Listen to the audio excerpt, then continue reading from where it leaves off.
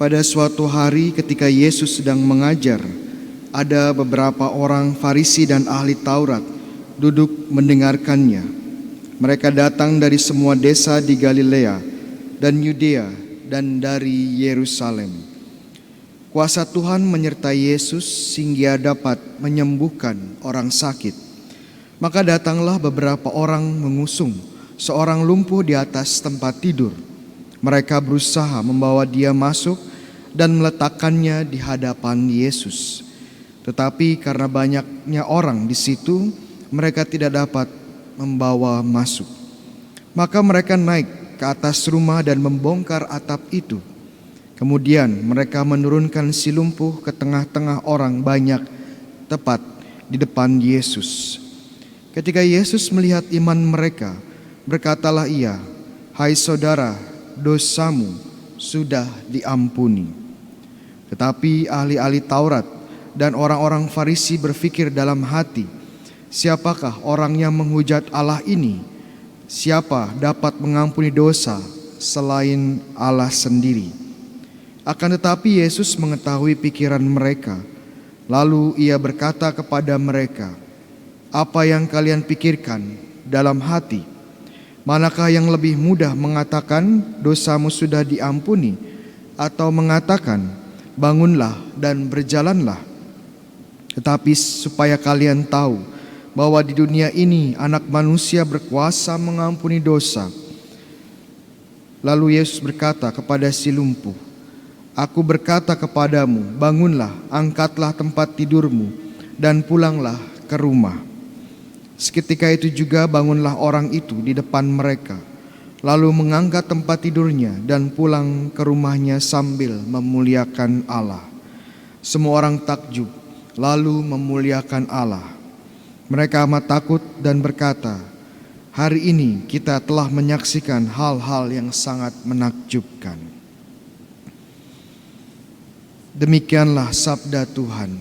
Terpujilah Kristus. Saudara-saudara yang terkasih, hari ini kita mendengarkan dari Yesaya. Dan seperti yang sudah sering kita bahas, kenapa Yesaya? Untuk masa Advent, karena Yesaya berbicara tentang kedatangan Mesias, tentang apa yang terjadi saat Mesias datang. Dan tadi kita lihat, kita dengarkan di bacaan pertama, salah satu yang terjadi saat Mesias atau Kristus datang adalah orang lumpuh itu sembuh dan bahkan berlari, berloncat, menari seperti rusa. Dan ini yang terjadi dalam Injil. Ada kesembuhan dari seorang yang lumpuh. Namun saya ingin membawa teman-teman lebih dalam lagi dalam cerita ini. Kita lihat pola-pola yang terjadi di dalam Injil hari ini. Pertama, ada banyak orang yang berkumpul di sekitar Yesus, termasuk ahli-ahli Taurat dan orang-orang Farisi. Dan kemudian ada sekelompok orang, mungkin para sahabat, dan membawa temannya yang sakit lumpuh kepada Yesus. Tapi kemudian mereka menyadari sangat sulit untuk masuk karena banyak orang di sekitar Yesus. Namun mereka tidak berkecil hati, mereka tidak menyerah, mereka mencari celah, mereka mencari kemungkinan lain untuk membawa sahabat mereka yang lumpuh ini kepada Yesus. Maka mereka naik ke atas rumah, membongkar atap, Tentu saja atapnya berbeda zaman dahulu dengan zaman sekarang. Atap sekarang permanen, bahkan di beton, nggak bisa tembus. Tapi zaman dulu atap semi permanen, jadi bisa dibuka. Walaupun tentu saja butuh usaha yang cukup besar juga. Dan kemudian orang lumpuh ini diturunkan dan dihadapkan kepada Yesus. Dan perhatikan bagaimana Yesus mengatakan, bukan imanmu, tetapi iman kalian. Iman menunjukkan efek komunalnya di sini, memiliki efek komunitasnya. Dan Yesus mengetahui yang dibutuhkan orang ini adalah bukan hanya kesembuhan fisik, tetapi juga kesembuhan jiwanya, pengampunan dosa. Dan Yesus memberikan pengampunan itu kepada sang lumpuh. Namun ingat, di sekelilingnya ada orang-orang Farisi, orang-orang ahli Taurat yang mengetahui bahwa untuk mengampuni dosa itu hanya bisa dilakukan oleh Allah. Hanya Allah yang bisa mengampuni dosa. Makanya bilang, kamu siapa? Ya, kamu menghujat Allah dengan mengklaim diri kamu sebagai Allah yang mampu mengampuni. Lalu Yesus untuk membuktikan otoritasnya, otoritas ilahinya, dia berkata bahwa saya juga bisa menyembuhkan orang ini. Jadi dia untuk membuktikan otoritas ilahinya, dia buktikan dengan mukjizat penyembuhan. Dan kita lihat juga mukjizat-mukjizat Yesus ini sedikit berbeda, atau bahkan secara radikal berbeda dengan mukjizat-mukjizat para nabi sebelumnya, berbeda dengan mukjizat-mukjizat para rasul sesudahnya. Kenapa? Kalau setiap kali dia melakukan mukjizat, itu otoritasnya dari dia sendiri. Aku menyembuhkan kamu. Berbeda dengan para nabi sebelumnya, otoritas mereka, kuasa mereka dari Tuhan. Begitu juga dengan para rasul setelah Yesus. Kalau menyembuhkan selalu bilang, dalam nama Yesus aku menyembuhkan kamu. Jadi kita lihat otoritas ilahi yang dimiliki oleh Yesus. Kenapa? Karena dia Allah. Saya mengajak lebih dalam lagi untuk melihat ya Injil ini. Kita mencoba mengkontraskan dua kelompok. Yang pertama adalah kelompok Farisi dan ahli Taurat yang ada di sekitar Yesus, dan juga kelompok sahabat yang memiliki iman untuk membawa sahabat mereka yang lumpuh kepada Yesus. Posisi para Farisi di mana sebenarnya? Mereka ada di sekeliling Yesus. Dan kalau kita perhatikan kenapa orang lumpuh ini tidak bisa masuk, ya justru karena orang-orang Farisi ini ada di sekitar Yesus. Jadi justru orang-orang Farisi ini yang menghalangi orang lumpuh ini bertemu dengan Yesus.